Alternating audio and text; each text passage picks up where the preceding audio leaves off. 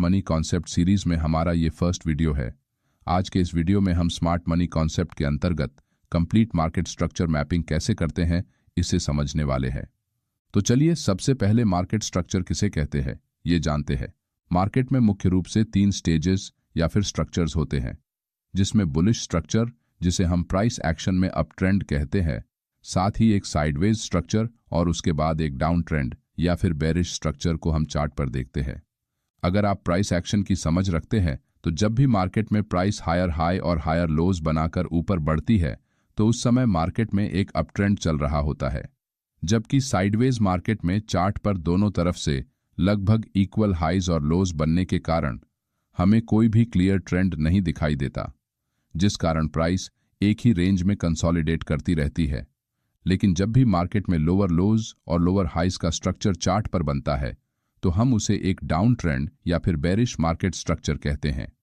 ये मार्केट में चल रहे ट्रेंड या फिर स्ट्रक्चर को समझने का एकदम बेसिक सा तरीका है, जिसे हम प्राइस एक्शन में चार्ट रीडिंग करते समय इस्तेमाल करते हैं।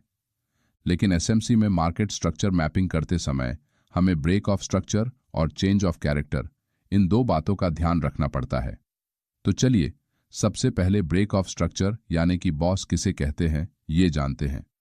यहां मार्केट एक अप ट्रेंड में इस तरह से हायर हाइज और हायर लोज का फॉर्मेशन बनाकर ऊपर जा रहा है। स्मार्ट मनी कॉन्सेप्ट में जब भी प्राइस अपने पुराने हाई को ब्रेक करके ऊपर निकलती है और उस हाई के ऊपर थोड़ी देर तक ट्रेड करने के बाद नीचे आती है तो इसे हम ब्रेक ऑफ स्ट्रक्चर कहते हैं, क्योंकि यहां मार्केट ने इस तरह से एक स्विंग हाई बनाया था, यानी कि एक पैटर्न क्रिएट किया था। अब जब प्राइस इस लोअर पॉइंट से फिर से ऊपर निकलती है तो प्राइस ने बनाया हुआ ये पैटर्न यानी कि स्ट्रक्चर ब्रेक हो जाता है, जिससे यहां एक और न्यू हाई बनने से चार्ट पर एक और न्यू पैटर्न या फिर स्ट्रक्चर बन जाता है। इस तरह से प्राइस हायर हाइज बनाकर ऊपर बढ़ती है। प्राइस एक्शन में जब भी इस तरह से प्राइस मूव करती है तो यहां हम इसे चार्ट पर बनने वाला एक चार्ट पैटर्न कहते हैं, और जब भी मार्केट अपने पुराने पैटर्न को ब्रेक करके एक नया पैटर्न बनाता है तो उसे हम प्राइस एक्शन की भाषा में पैटर्न ब्रेक इस नाम से जानते हैं। लेकिन इसी बात को स्मार्ट मनी कॉन्सेप्ट में ब्रेक ऑफ स्ट्रक्चर इस तरह के भारी भरकम नाम से बुलाया जाता है। यहां सिर्फ नाम ही चेंज हुआ है, लेकिन कॉन्सेप्ट लगभग वही है। जब भी प्राइस अपने पुराने हाई को ब्रेक करने के बाद ऊपर निकलती है और फिर से अपने पुराने स्विंग हाई पॉइंट से कम 50% के आसपास रिट्रेसमेंट लेकर नीचे आती है तो उस समय हम इसे एक वैलिड ब्रेक ऑफ स्ट्रक्चर कहते हैं, जिससे हमारा पुराना हाई यहां से आगे शिफ्ट होकर इस न्यू हाई में बदल जाता है। और जब मार्केट नीचे से ऊपर निकलते हुए एक बार फिर से अपने न्यू हाई को ब्रेक करके फिर से उसी तरह नीचे आता है तो यहां हमारा पुराना स्विंग लो अब यहां इस न्यू स्विंग लो में कन्वर्ट हो जाता है। अब इस तरह से जो पैटर्न बनता है तो इसे एक वैलिड ब्रेक ऑफ स्ट्रक्चर कहा जाता है, जहां प्राइस एक स्ट्रांग पुल बैक लेकर नीचे आती है और फिर से ऊपर की तरफ निकलती है। लेकिन बहुत बार जब मार्केट में एक स्ट्रांग अप ट्रेंड चल रहा होता है उस समय प्राइस थोड़ा सा नीचे आकर फिर से ऊपर निकलती है, जिससे चार्ट पर इस तरह से शैलो पुलबैक बनता है। अब इस तरह के पुलबैक को बहुत से न्यू ट्रेडर जो एसएमसी को सीख रहे हैं वो एक वैलिड पुलबैक मानते हैं, लेकिन ये एक गलत प्रैक्टिस है। जब भी प्राइस अपने पुराने स्विंग हाई को ब्रेक करने के बाद नीचे आते हुए अपने पुराने स्विंग लो से लेकर स्विंग हाई के कम से कम 50% या फिर उससे ज्यादा का पुलबैक लेती है तो हम उसे एक वैलिड पुलबैक कहते हैं। अब कौन सा पुलबैक वैलिड है और कौन सा इनवैलिड है, इसे जानने के लिए आप फिबोनाची रिट्रेसमेंट टूल का भी इस्तेमाल कर सकते हैं। यहां मार्केट अप ट्रेंड में है, इसीलिए हम चार्ट पर हमारे स्विंग लो से लेकर स्विंग हाई तक इस तरह से अगर फिबोनाची टूल को लगाते हैं तो यहां प्राइस जब तक इस 0.50 या फिर 0.618 लेवल के आसपास आकर रिवर्स नहीं होती तब तक आप इसे एक वैलिड पुलबैक नहीं मान सकते हैं। इस तरह के पुलबैक्स को हम डीप पुलबैक भी कहते हैं। एक डीप पुलबैक लेने के बाद अगर प्राइस फिर से अपने पुराने हाई को ब्रेक करते हुए ऊपर निकलती है तो उस समय हम हमारे पिछले स्विंग लो को इस न्यू स्विंग लो की तरफ शिफ्ट कर देते हैं। इसी तरह से मार्केट में स्ट्रक्चर मैपिंग करते हुए स्विंग हाइज और स्विंग लोज को आगे शिफ्ट किया जाता है, लेकिन बहुत बार प्राइस एक छोटा सा करेक्शन करते हुए नीचे आती है और फिर से अपना पुराना ट्रेंड कंटिन्यू करती है। उस समय इस तरह के पुलबैक में प्राइस फिबोनाची टूल के 0.382 लेवल को टच करके या फिर उससे पहले ही रिवर्स हो जाती है। इस तरह के पुलबैक को शैलो पुलबैक्स कहते हैं।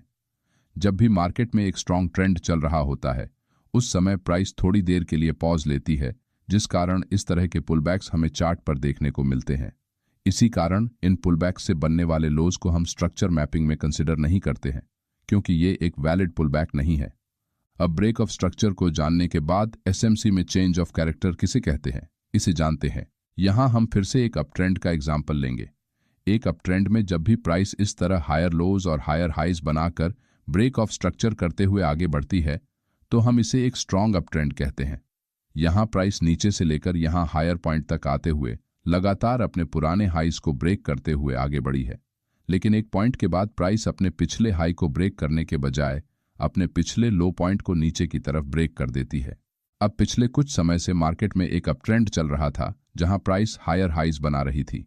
इसका मतलब मार्केट एक ही दिशा और एक ही पैटर्न में मूव करते हुए एक जैसा बर्ताव कर रहा था, यानी कि उसका कैरेक्टर बुलिश था। लेकिन इस पॉइंट पर आने के बाद मार्केट अचानक से अपने पुराने हाई को ना ब्रेक करते हुए अपने पुराने स्विंग लो को ब्रेक कर देता है। इसका मतलब मार्केट ने अपने बुलिश स्वभाव से दूर जाकर यहां अपने पुराने कैरेक्टर के विपरीत जाते हुए एक बेरिश स्ट्रक्चर को फॉलो किया है, यानी कि उसके कैरेक्टर में बदलाव आया है। इसी बदलाव को स्मार्ट मनी कॉन्सेप्ट में चेंज ऑफ कैरेक्टर कहा जाता है। बहुत से लोग इसे चोंच या फिर चौक भी कहते हैं। में इस तरह से ब्रेक ऑफ स्ट्रक्चर करते हुए आगे बढ़ रही है, जहां हर एक वैलिड पुलबैक के बाद हम अपने पुराने स्विंग लो को आगे शिफ्ट कर रहे हैं। लेकिन एक समय के बाद प्राइस अपने पुराने स्विंग हाई को ब्रेक करने में फेल हो जाती है और अपने प्रीवियस स्विंग लो को नीचे ब्रेक कर देती है, और फिर से ऊपर निकलते हुए अपने पुराने हाई को ब्रेक करने के बजाय एक बार फिर से अपने पुराने लो को ब्रेक कर देती है, जिससे चार्ट पर बनने वाले इस पैटर्न को हम चेंज ऑफ कैरेक्टर कहते हैं। क्योंकि मार्केट ने यहां अपना बुलिश स्ट्रक्चर बदलकर उसे बेरिश स्ट्रक्चर में कन्वर्ट किया है। चेंज ऑफ कैरेक्टर को हम ट्रेंड में आने वाले संभावित बदलाव के रूप में भी देख सकते हैं। इसका मतलब अगर चार्ट पर चेंज ऑफ कैरेक्टर जैसा स्ट्रक्चर बनता है तो मार्केट अपना पुराना ट्रेंड कंटिन्यू करने में फेल हो गया है और मार्केट में एक न्यू ट्रेंड स्टार्ट होने के चांसेस बढ़ रहे हैं, जिससे आप इसके अकॉर्डिंग अपने ट्रेड एंट्री को प्लान कर सकते हैं। लेकिन कौन सा ब्रेक ऑफ स्ट्रक्चर और चेंज ऑफ कैरेक्टर वैलिड है और कौन सा इनवैलिड है, इसे कैसे पहचानना है, चलिए जानते हैं। यहां मार्केट हायर हाइज और हायर लोज का स्ट्रक्चर बनाकर बुलिश ट्रेंड में ट्रेड कर रहा है। यहां पहली बार प्राइस अपने इस हाई को ब्रेक करती है और फिर से नीचे जाते हुए पुल बैक लेकर अपने पुराने हाई को ब्रेक करने की कोशिश करती है, जिससे चार्ट पर इस हाई पॉइंट के पास एक लॉन्ग विक कैंडल बनती है। लेकिन ये एक वैलिड ब्रेक ऑफ स्ट्रक्चर नहीं है, क्योंकि यहां कैंडल की क्लोजिंग प्रीवियस स्विंग हाई के ऊपर नहीं हुई है। इसलिए हम इसे स्मार्ट मनी कॉन्सेप्ट में एक लिक्विडिटी स्वीप कहते हैं, क्योंकि मार्केट ने यहां इस हाई के आसपास जो भी सेलर्स के स्टॉप लॉस लगे हुए थे उन्हें अब्जॉर्ब करने की कोशिश की है। थोड़ी देर बाद प्राइस एक छोटा सा पुल बैक लेकर ऊपर बढ़ते हुए अपने पुराने स्विंग हाई के ऊपर कैंडल क्लोज करती है, तो अब हम इसे एक वैलिड ब्रेक ऑफ स्ट्रक्चर कह सकते हैं। जैसे ही हमें यहां एक वैलिड ब्रेक ऑफ स्ट्रक्चर मिलता है तो हम अपने पुराने स्विंग लो को इस न्यू स्विंग लो में शिफ्ट कर सकते हैं। थोड़ी देर बाद प्राइस फिर से एक पुल बैक लेकर अपने पुराने स्विंग हाई को ब्रेक करने की कोशिश करती है, लेकिन यहां भी कैंडल इस स्विंग हाई के ऊपर क्लोज करने में फेल हो जाती है और प्राइस तेजी से नीचे गिर जाती है। इसका मतलब यहां कोई भी वैलिड ब्रेक ऑफ स्ट्रक्चर नहीं हुआ है, जिस कारण हमें अपने पुराने स्विंग लो को आगे शिफ्ट करने की कोई भी जरूरत नहीं है। क्योंकि जब तक चार्ट पर कोई वैलिड ब्रेक ऑफ स्ट्रक्चर नहीं बनता तब तक हमें अपने पुराने स्विंग लो को उसकी जगह से आगे शिफ्ट नहीं करना है। इस बात को आपको समझना होगा, तभी आप चार्ट पर अच्छी तरह से स्ट्रक्चर मैपिंग कर सकेंगे। अब हमारा स्विंग लो अपने पुराने जगह पर है, लेकिन यहां मार्केट ने अपने बुलिश ट्रेंड को फॉलो करते हुए स्विंग हाई को ब्रेक करने की जगह स्विंग लो को ब्रेक किया है। इसका मतलब यहां चेंज ऑफ कैरेक्टर होने के कारण मार्केट में बेरिश ट्रेंड के आने की संभावना है। यहां प्राइस नीचे जाते हुए अपने पुराने स्विंग लो के नीचे कैंडल को क्लोज करती है, जिससे ये एक वैलिड चेंज ऑफ कैरेक्टर बन जाता है। थोड़ी देर बाद प्राइस नीचे से पुल बैक लेकर ऊपर आती है, मगर फिर से नीचे जाते हुए अपने पुराने स्विंग लो को ब्रेक कर देती है। इसका मतलब यहां एक बेरिश ब्रेक ऑफ स्ट्रक्चर हुआ है। अब ये पुल बैक वैलिड है या फिर इनवैलिड है, इसे जानने के लिए हम यहां फिर से फिबोनाची टूल को लगाकर देखेंगे। अब यहां मार्केट बेरिश है, इसलिए फिबोनाची को ऊपर से नीचे ड्रॉ करना पड़ेगा। फिबोनाची टूल को चार्ट पर किस तरह से लगाना है इसके बारे में हमने एक फुल वीडियो बनाया है, आप उसे भी देख सकते हैं। अब आप यहां देखेंगे कि प्राइस ने 0.50 के लेवल के आसपास आकर रिवर्स किया है, जिस कारण ये एक वैलिड पुलबैक है। इसलिए प्राइस जैसे ही अपने पुराने स्विंग लो को नीचे ब्रेक करती है तो हम यहां ब्रेक ऑफ स्ट्रक्चर को मार्क करते हुए अपने पुराने स्विंग हाई को इस न्यू स्विंग हाई के पास ला सकते हैं। इसी तरह से चार्ट पर ब्रेक ऑफ स्ट्रक्चर और चेंज ऑफ कैरेक्टर को मार्क किया जाता है। हमने यहां इन दोनों कॉन्सेप्ट्स का सिर्फ एक बेसिक इंट्रोडक्शन ही देखा है। इसे चार्ट पर किस तरह से इस्तेमाल करना है इसके बारे में हम आने वाले वीडियोस में विस्तार से समझने वाले हैं। चलिए अब स्ट्रॉन्ग हाइज और स्ट्रॉन्ग लोज को कैसे आइडेंटिफाई करना है इसे जानते हैं। अब चार्ट पर यहां सबसे पहले वाला जो स्विंग लो था उसे हम एक स्ट्रॉन्ग लो कहते हैं, क्योंकि इस लो को ब्रेक करते ही मार्केट ने अपना बुलिश ट्रेंड चेंज करते हुए बेरिश ट्रेंड में प्रवेश किया था।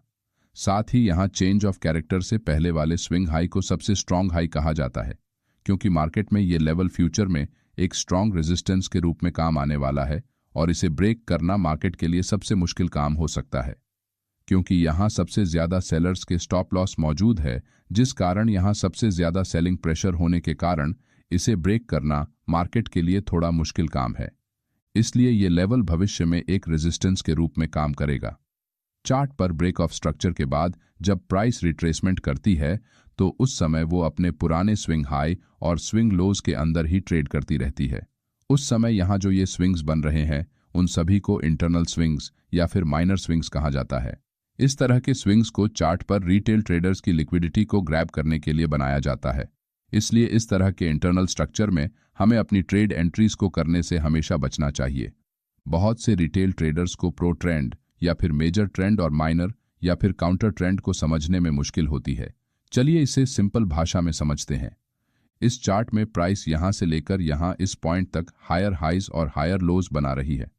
प्राइस एक्शन के हिसाब से ये एक बुलिश ट्रेंड कंसिडर किया जाता है। इसका मतलब मार्केट में मुख्य रूप से एक बुलिश सेंटिमेंट बना हुआ है, यानी कि मार्केट का मेजर ट्रेंड या फिर जिसे कुछ लोग प्रो ट्रेंड कहते हैं वो बुलिश है, क्योंकि प्राइस धीरे धीरे ऊपर बढ़ रही है। लेकिन मार्केट में प्राइस कभी भी एक सीधी रेखा में ऊपर या फिर नीचे मूव नहीं करती। अगर प्राइस को एक जगह से दूसरे जगह जाना है तो उसे बायर और सेलर्स को ट्रेड एंट्री और एग्जिट करने का मौका देना पड़ता है। इसलिए इस पॉइंट पर मार्केट में जो ट्रेडर्स ऐड हुए थे उनमें से कुछ ट्रेडर्स के द्वारा प्रॉफिट बुकिंग करने और कुछ फ्रेश सेलर्स के ऐड होने के कारण प्राइस यहां थोड़ा नीचे आती है, जिस कारण यहां फिर से कुछ न्यू बायर्स मार्केट में शामिल होते हैं और ये सिलसिला ऐसे ही चलता रहता है, जिस वजह से प्राइस छोटे छोटे पुलबैक लेकर आगे बढ़ती है। एक मेजर ट्रेंड की विपरीत दिशा में प्राइस के इसी बिहेवियर को हम माइनर ट्रेंड या फिर काउंटर ट्रेंड कहते हैं। यहां बीच बीच में जो प्राइस ने रिट्रेसमेंट करते हुए छोटे मूव्स किए हैं उनका समावेश काउंटर ट्रेंड में किया जाता है और इन्हीं जगहों पर सबसे ज्यादा रिटेल ट्रेडर्स को फंसाया जाता है। इसलिए अगर आपको अपनी ट्रेडिंग जर्नी में बड़े प्रॉफिट्स बनाने हैं तो आपका ध्यान हमेशा मार्केट में चल रहे मेजर ट्रेंड की तरफ ही होना चाहिए और उसी दिशा में आपकी ट्रेड एंट्रीज को आपको प्लान करना पड़ेगा। अब इन सभी पॉइंट्स को एक मिनट में जानते हैं। यहां प्राइस एक स्विंग हाई बनाकर नीचे आने के बाद फिर से अपने पुराने स्विंग को ब्रेक कर देती है तो चार्ट पर ब्रेक ऑफ स्ट्रक्चर हो जाता है। कुछ देर तक ऐसे ही हायर हाइस और हायर लो बनाकर ऊपर जाने के बाद जब प्राइस अपने आखिरी स्विंग लो को नीचे की तरफ ब्रेक करते हुए फिर से एक लोअर हाई लगाती है तो यहां चेंज ऑफ कैरेक्टर हो जाता है। यहां हमारा मेजर ट्रेंड बुलिश है क्योंकि प्राइस हायर हाइज लगा रही है, तो ये बीच के जो पुलबैक है वो हमारा काउंटर ट्रेंड है। साथ ही ये स्विंग हाई और ये स्विंग लो स्ट्रांग है, तो ये बीच में बन रहे स्विंग हाई एंड लोज को हम वीक हाई एंड लोज कहते हैं और साथ ही इन्हें इंटरनल स्ट्रक्चर भी कहा जाता है। यहाँ ये एक इनवैलिड पुलबैक है क्योंकि मार्केट यहाँ 50% से कम रिट्रेस हुआ है, तो ये एक वैलिड पुलबैक है क्योंकि यहाँ प्राइस ने डीप पुलबैक लिया है। इस वीडियो में हमने स्मार्ट मनी कॉन्सेप्ट्स के सिर्फ कुछ बेसिक कॉन्सेप्ट्स को कम समय में जानने की कोशिश की है। अगले वीडियो में हम इससे एडवांस्ड और एक्चुअल ट्रेडिंग में काम आने वाले कॉन्सेप्ट्स को 1 by 1 फुल डिटेल में चार्ट्स पर अच्छी तरह से समझने की कोशिश करेंगे।